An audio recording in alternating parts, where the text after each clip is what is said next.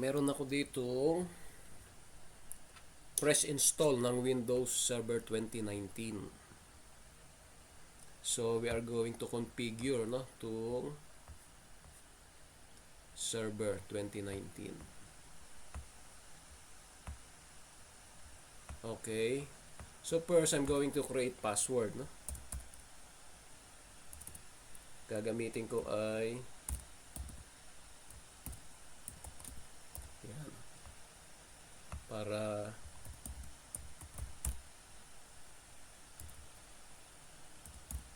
hindi ko siya makakalimutan. So same password all throughout. Yan ang gagamitin ko, CSS at 2026.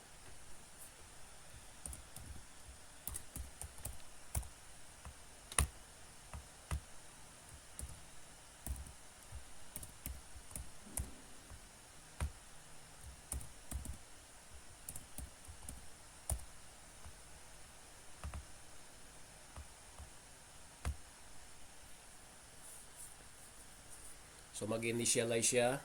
It will take some time. Then ayan na, meron ng administrator account.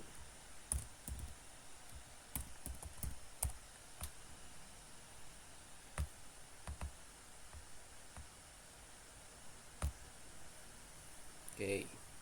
Wait lang natin, mag-initialize siya. Ma-load niya yung mga software, yung server manager.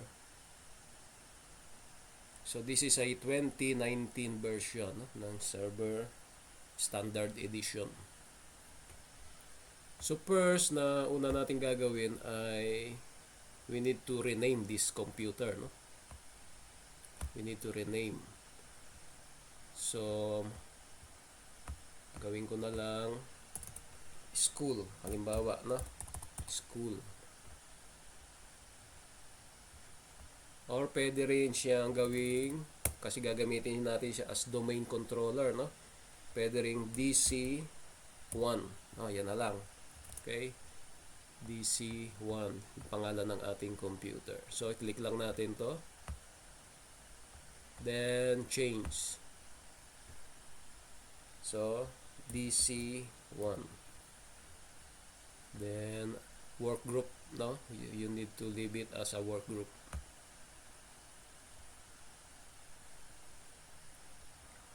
Okay, we need to restart. Close. Then restart.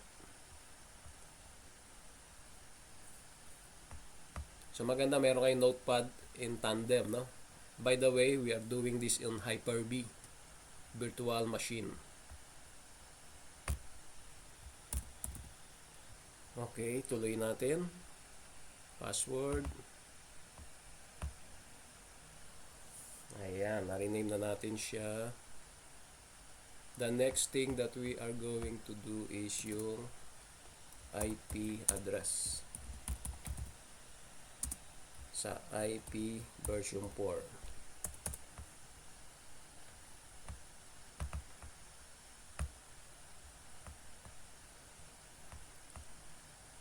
So, go to your computer, my computer. Then let's right click network, properties, change adapter settings. Then right click natin siya, properties ulit. And then we need to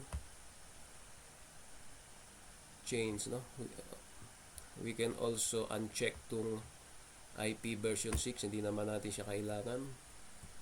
Dito lang tayo sa IP version 4.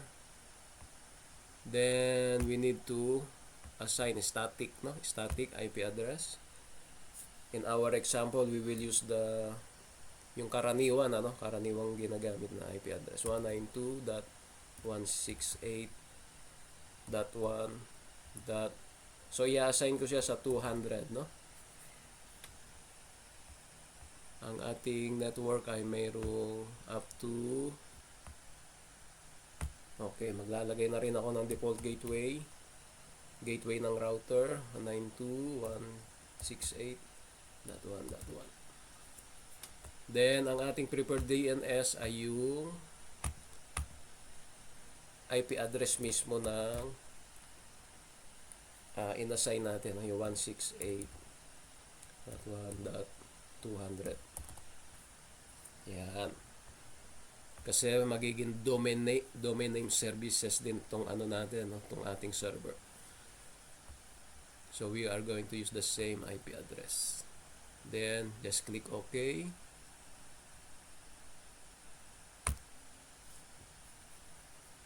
Then OK. Then close. Then click lang natin saglit itong network, no? Yan, kasi hindi pa siya network discovery is turned off. Nakalagay doon sa yan yung message. So we just click this network discovery and file sharing, no? Then open network and sharing center.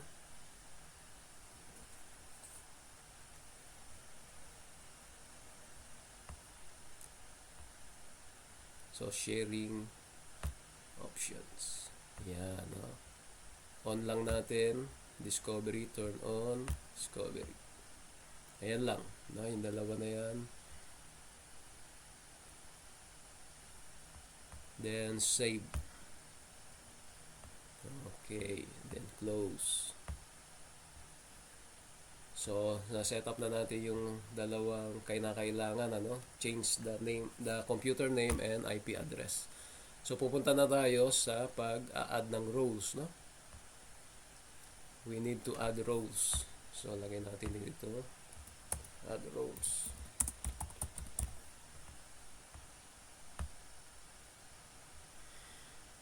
Then, click lang natin, no? Puro next lang. Role base tayo. Role base. Next lang. Okay, next lang tayo. So, hindi pa nag-activate dito yung yung IP address na nilagay natin. Okay. So, we need to add yung roles ng ADDS, no? Active Directory. Then, add features. Next, kailangan natin yung DHCP. Add features. And then, eto lang muna, no? Yung tatlo. No? Yung tatlong roles na yan. Pinaka-importante. Later on na natin idadagdag yung iba. Then, just click next. Click next. Next. DNS server next. Then, yung confirmation. Then, we can check this. Restart the destination server automatically if required. Yes. Then, install. So, just wait for a while, no? Na matapos to.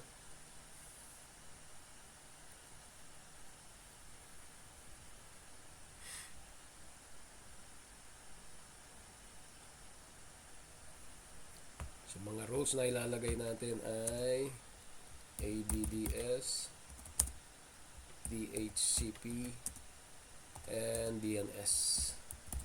Ayan lang po. Later on na tayo magdadagdag ng ibang roles.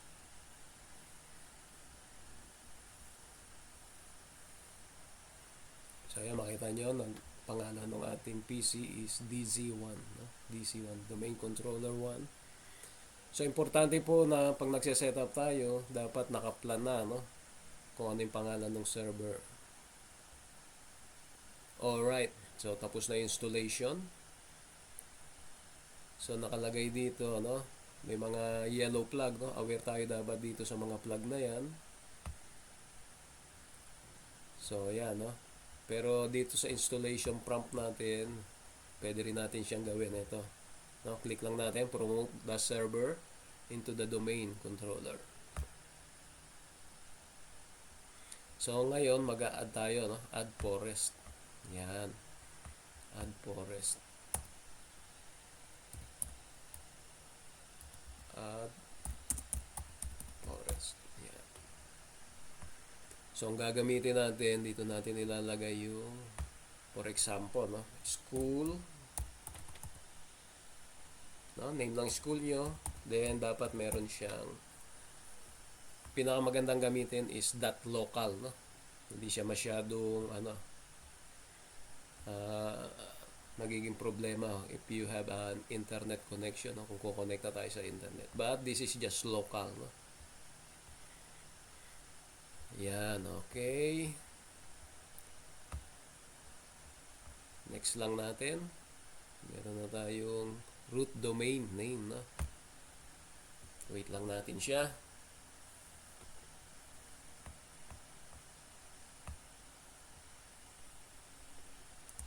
Example school dot local.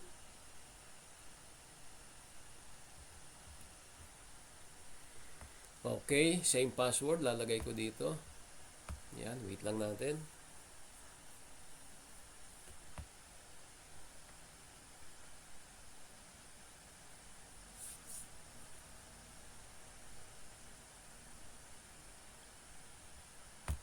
Yun, no? Ganun pa rin, CSS at 2026.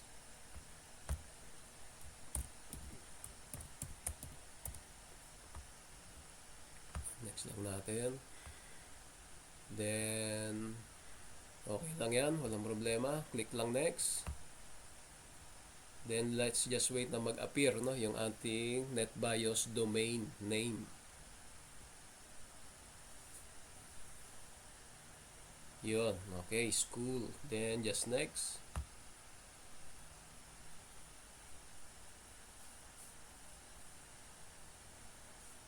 Next lang. Then, okay. Then, okay na yan. Just click next.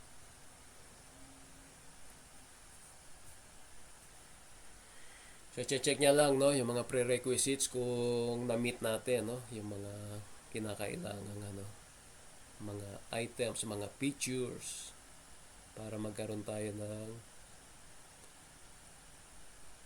domain controller.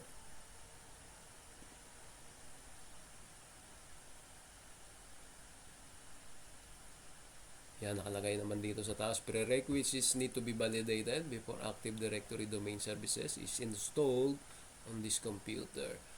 So, maganda rito, wala tayong red flag, no? Yung red flag ang problema, pero magka mga ganito lang naman, okay yan, walang problema. So, we can, sabi dito, all prerequisites check pass successfully. Ayan, install na tayo.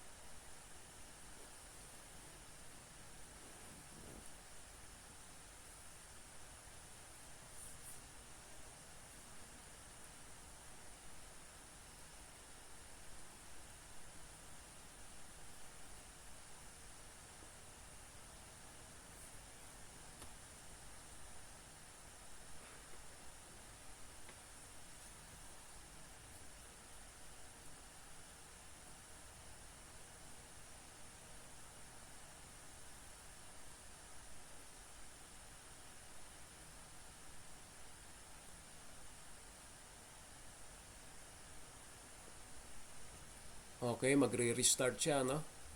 Close. Then, close. So, kung hindi pa siya ayun, okay, nag-restart siya.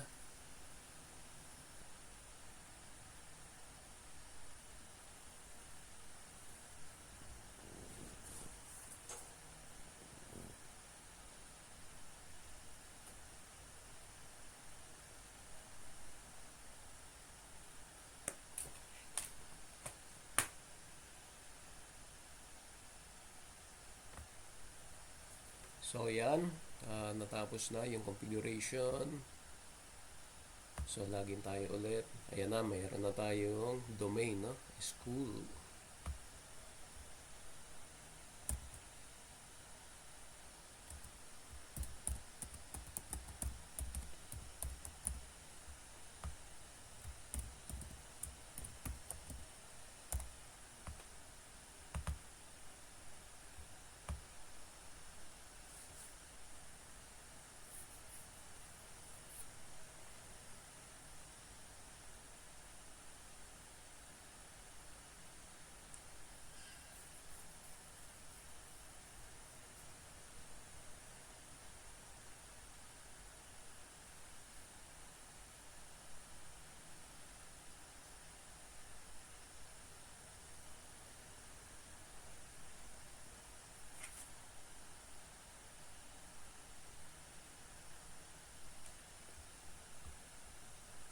So, ayan, ino-note nyo to, no? Yung meron ba tayong yellow flag? Kailangan makompleto natin yan. We need to complete DHCP configuration.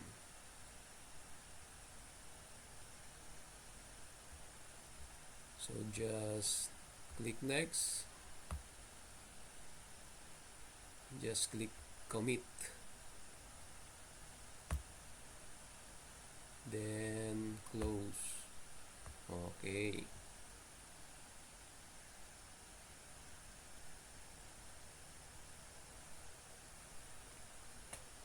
So dito, tignan natin ulit yung plug. Okay, nakagawa na naman natin. Okay, close that one.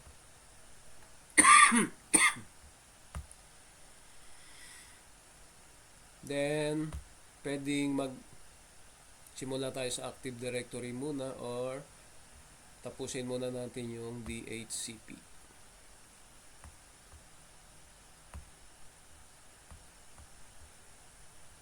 So here, ang concern lang natin yung IP version 4. Just right click, no?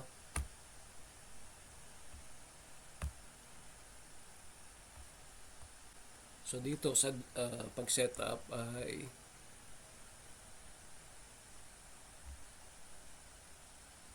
okay lang natin siya. Then under IPv4 right click. Then gawa tayo ng bagong scope, no? New scope. Dito iseset lang naman natin yung range, no, ng available IP address na pwedeng ibigay ng ating DHCP pag naka-dynamic, no? For example, may 100 computers or 50 computers, no? Dito natin pwede iset, no? So school, ganun na lang, no? IP address scope. Yan. Kahit ano naman, ano? Kahit anong name, pwede yan. Description, IP address range. For, let's say, 10 computers lang. 10 PC.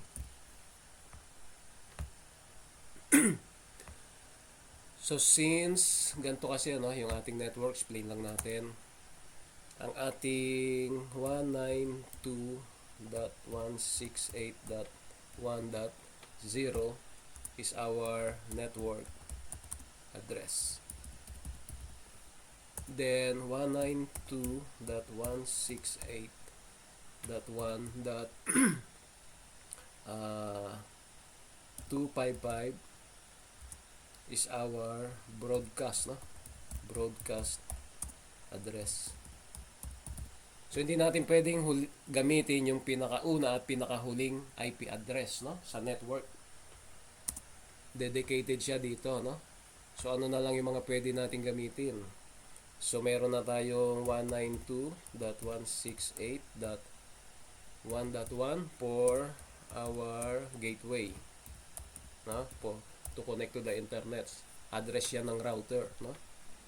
Router address. So, gamit na siya. And then, ginamit natin yung 192.168.1.200 for server. And since 10 PC lang naman gagamitin natin, we can allow no, yung scope from 192.168.1 from 2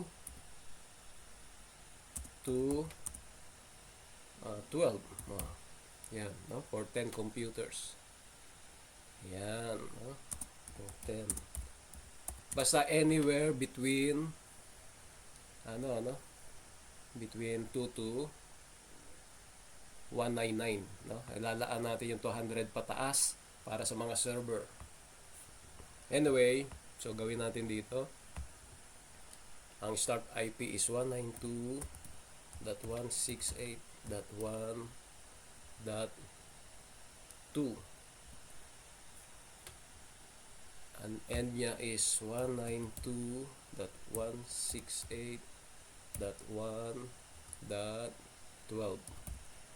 So, just for 10 pieces. Itong sinasabing length dito, this is the tawag dito yung ating network address, no, na CIDR 24, no, yung pinaka subnet mask. Kasi pag ibinaba mo yan, /23, nagsisimulang magbago yung dulo, no, ng ating subnet mask. So let's keep it as sa 24. Okay na yan.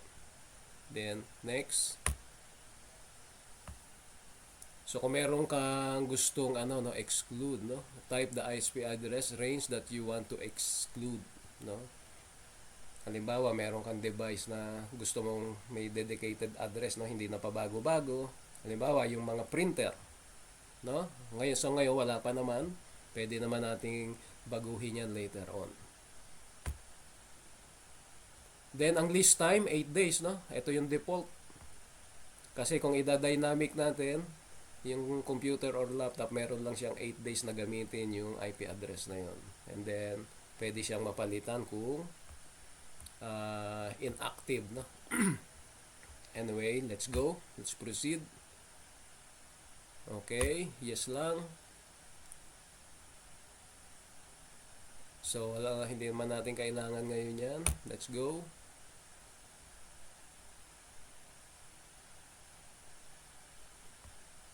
So ito na, automatic andito na, nakalagay na. Yan, para sa ating server. So next lang. Yes, activate this scope now. Then finish. So that's it, no? Na-configure na natin yung DHCP. Kung meron tayong babaguhin yan, we can do it later on. So, DHCP has been established. So, ito na yung ating local server. Ang remote management enable. Pwede na rin natin ngayong enable yung remote desktop, no? We need that para sa remote desktop. Yan. Yan yung mga pwede natin gawin ngayon. And then you can see yung ating IP address. And we good to go sa ating tools. Configure naman natin yung ating directory, no? Maglalagay na tayo ng mga users or user muna. So una natin gagawin, so DHCP is done. Punta tayo ng ADDS.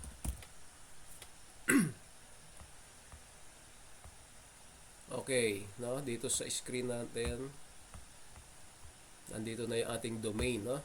School.local.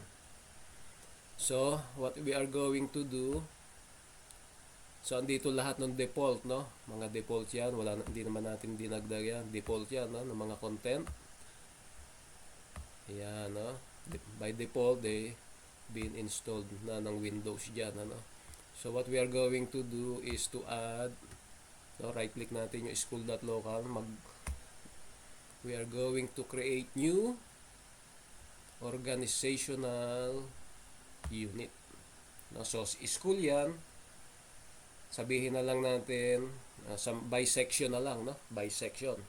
Gawa tayo ng section 1. Yan, section 1 without a space, no? Section 1. Yan, yung pangalan ng ating organizational unit. So maraming sections yung pwedeng ilagay natin dyan. And then under section, makikita nyo wala pa siyang mga users. No? So lagyan natin muna ng, sabihin natin student 1. Or gawin na lang natin para mabilis. User 1. Okay. Then, sa kanyang logon name, ganun din. User 1. No? You can do a complete name. No? Pero para lang sa training natin na to, paikliin natin. Make it simple. Click next. Then, uncheck nyo lang to. Ang password, ganun ulit. No? Para isang password lang. At 2026. CSS at 2026. Then user cannot change the password and never expire. Then finish. So yan, meron na tayong na initial na one user lang muna. Ang importante ay meron na tayong masisimulan. Ang next na gagawin natin is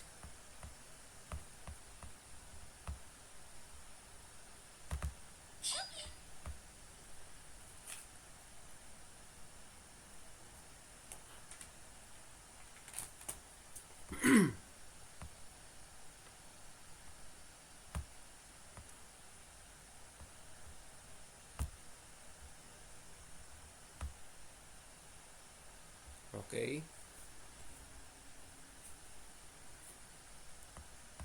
Close lang muna natin to. Then, punta tayo ulit ng tools. Tayo mag-i-implement na ng group policy.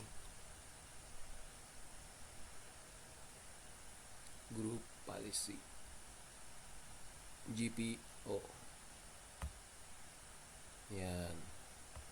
So, dito tangin sa ating domain, forest.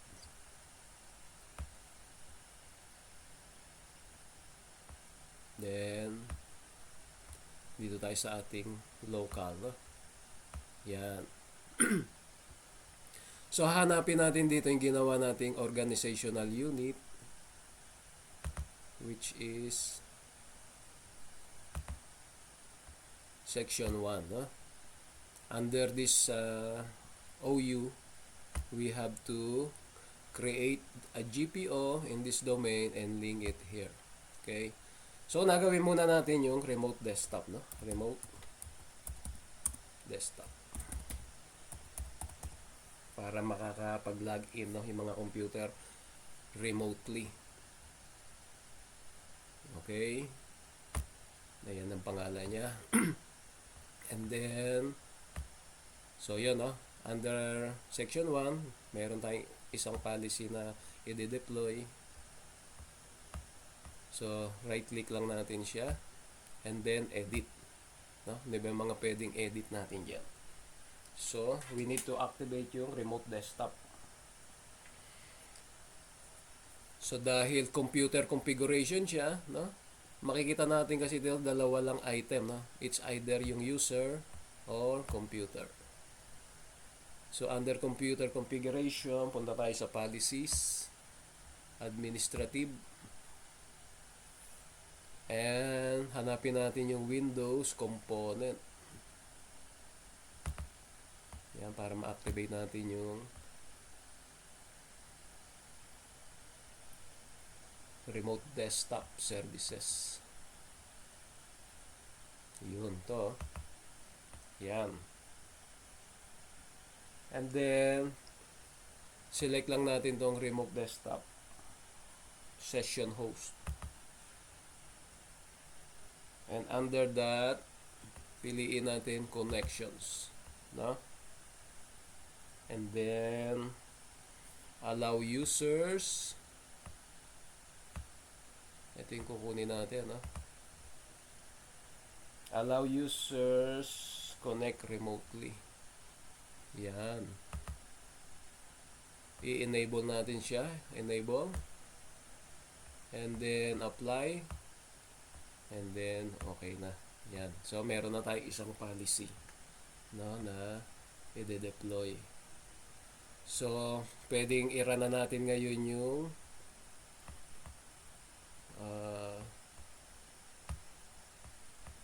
i-enforce muna natin, no? Pwede nating hanapin natin yung CMD.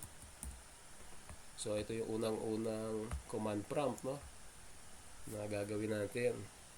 I-update natin yung policy, no? GP group policy update /force.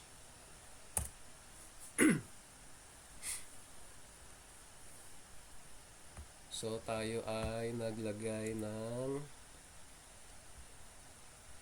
RD, no? Remote desktop policy. Ang next natin ay folder redirection.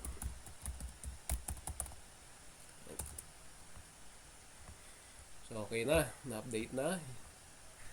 But before we proceed to sa folder redirection, we need to create a shared folder, no? Shared folder. Ayan. So, tignan natin kung meron tayong extra.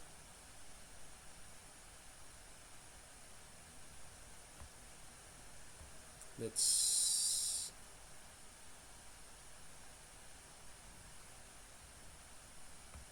find kung pwede tayo mag-add ng hard disk, no? Disk. Natin. So, hindi pwede. Anyway, for the purpose of our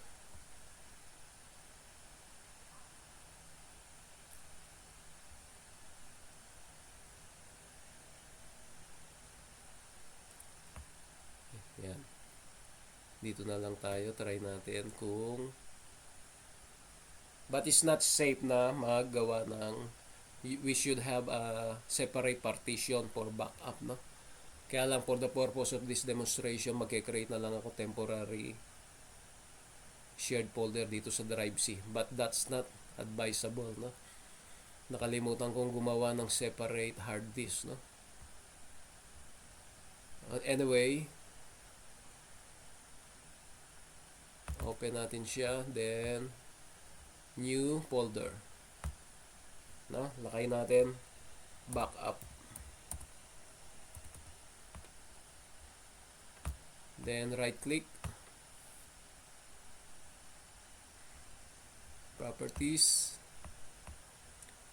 sharing, dito tayo sa advanced, then check lang natin to, and then permissions, gawin natin full control, apply, then apply, then okay. Then we need to copy, no, to yan, copy natin yung link, no, ng network path, copy, close, and then right click natin tong, no, properties,